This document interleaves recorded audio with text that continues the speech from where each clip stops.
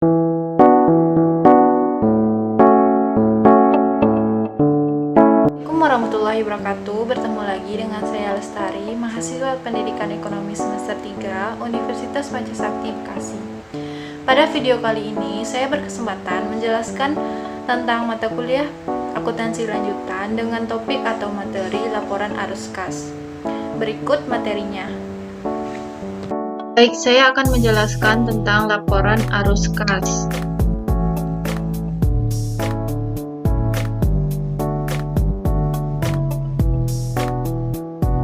Di dalam laporan arus kas ada terdapat materi. Yang pertama, kita akan bahas pengertian, tujuan dan kegunaan, klasifikasi arus kas, metode untuk arus kas, dan pengungkapan. Pertama, masuk ke dalam pengertian laporan arus kas sendiri, yaitu laporan keuangan arus kas atau cash flow statement memiliki pengertian sebagai laporan keuangan yang menyajikan informasi tentang penerimaan dan pengeluaran kas suatu perusahaan selama suatu periode. Hal yang biasa disajikan atau digambarkan dalam laporan keuangan arus kas meliputi jumlah kas yang diterima, seperti pendapatan tunai dan investasi tunai dari pemilik serta jumlah kas yang dikeluarkan perusahaan, seperti beban-beban yang harus dikeluarkan, pembayaran hutang, dan pengambilan private. Selanjutnya masuk kepada tujuan dan kegunaan. Di dalam laporan arus kas terdapat tujuan dan kegunaan. 1. Memberikan informasi tentang penerimaan kas dan pengeluaran kas entitas selama suatu periode. Yang kedua, menyediakan informasi tentang kegiatan operasi, investasi, dan pembiayaan entitas atas dasar kas. Laporan keuangan arus kas disusun dengan tujuan secara khusus untuk berdasarkan laporan keuangan arus kas sekarang, memperkirakan arus kas pada masa depan. Yang kedua, tanpa melihat laporan keuangan arus kas sekarang, menentukan kemampuan atau ketidakmampuan perusahaan dalam membayar kewajiban perusahaan. Yang ketiga, landasan dalam pengambil keputusan guna memperbaiki kinerja perusahaan. Yang keempat, laporan tentang hubungan laba bersih terhadap perubahan kas perusahaan. Manfaat laporan arus kas. Kreditor, investor, dan pihak-pihak lain menilai kemampuan entitas untuk menghasilkan arus kas di masa depan. Yang kedua, kemampuan entitas untuk membayar dividen dan memenuhi kewajibannya. Ketiga, penyebab perbedaan antara laba bersih dan arus kas bersih dari kegiatan operasi. Yang keempat, transaksi investasi dan pembiayaan yang melibatkan kas dan non-kas selama suatu periode. Masuk kepada klasifikasi arus kas. Di dalam klasifikasi arus kas, ada terdapat 3 yang akan dibahas. Yang pertama, kas aktivitas operasi atau operating activity. Yang kedua, kas aktivitas investasi atau investing activity.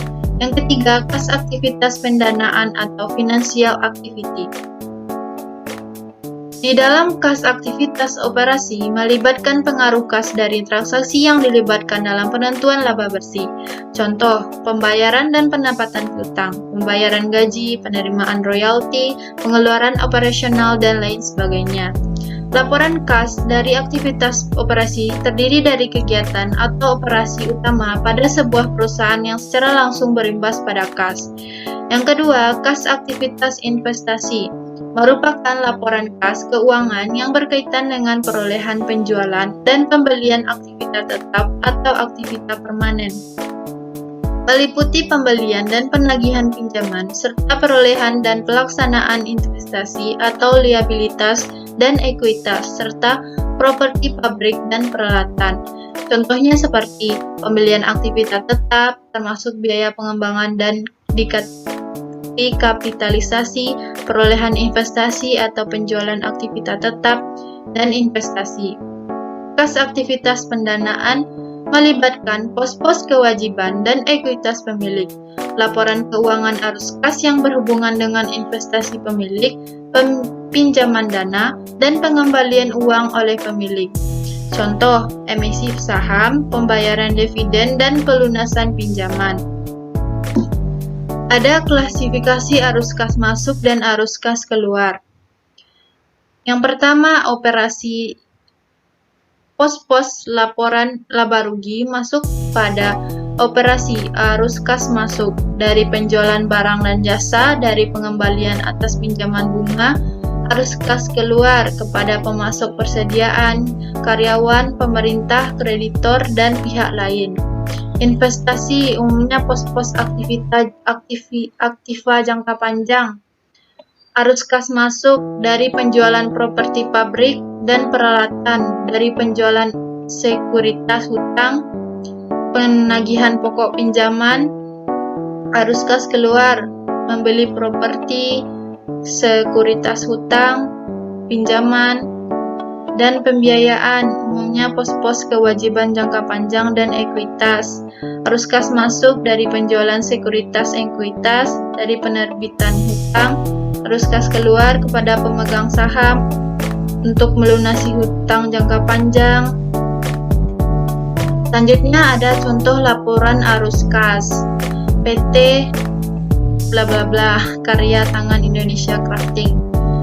Contoh aktivitas operasional, penjualan, retur, pembelian, total biaya, pembayaran pajak, itu masuk arus kas untuk aktivitas operasional.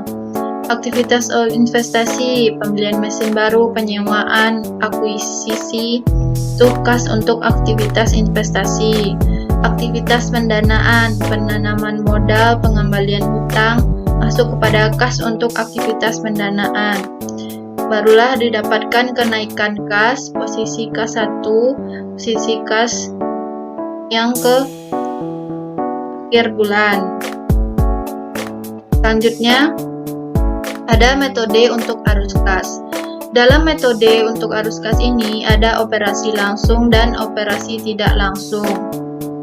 Operasi langsung mengelompokkan dari penerimaan kas bruto dan pengeluaran dari bruto diungkapkan. Operasi tidak langsung, laba atau rugi disesuaikan dengan pengoreksi pengaruh dan transaksi bukan kas. Penangguhan atau aktual dari penerimaan atas pembayaran kas untuk operasi di masa lalu. Selanjutnya ini ada contoh laporan arus kas metode tidak langsung, di mana ada neraca komparatif, laporan laba rugi, dan laporan arus kas.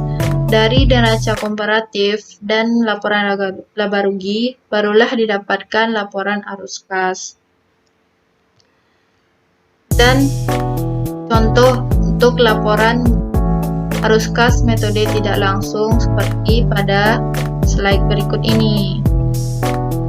Neraca komparatif, laporan laba rugi, barulah didapatkan laporan arus kas. Selanjutnya ada pengungkapan. Dalam pengungkapan ada beberapa faktor atau hal yang terdapat dalam pengungkapan. 1. Aktivitas investasi dan aktivitas pendanaan. 2. Pelaporan arus kas atas dasar arus kas neto. 3. Arus kas dalam valuta asing. 4. Arus kas dari bunga dan dividen. 5. Arus kas berkaitan pajak penghasilan. 6. Arus kas investasi pada entitas anak, entitas asosiasi, dan ventura bersama. Yang ketujuh, arus kas perubahan kepemilikan dalam entitas anak dan bisnis lain. Yang ke-8, transaksi non-kas. Adapun pengungkapan lainnya, informasi tambahan yang relevan mungkin berguna dalam memahami posisi keuangan dan likuiditas entitas. Pengungkapan informasi ini bersama dengan pendapat manajemen dianjurkan dan mencakup fasilitas pinjaman yang belum digunakan untuk aktivitas operasi masa depan dan menyelesaikan komitmen modal dengan mengidentifikasikan pembatasan penggunaan fasilitas ini. Arus kas yang mencakup yaitu peningkatan kapasitas operasi yang terpisah, yang kedua operasi, investasi, dan pendanaan dari setiap segmen yang dilaporkan atau PSAK 5. 3. Operasi investasi dan pendanaan dalam kepemilikan ventura bersama dengan konsolidasi proporsional.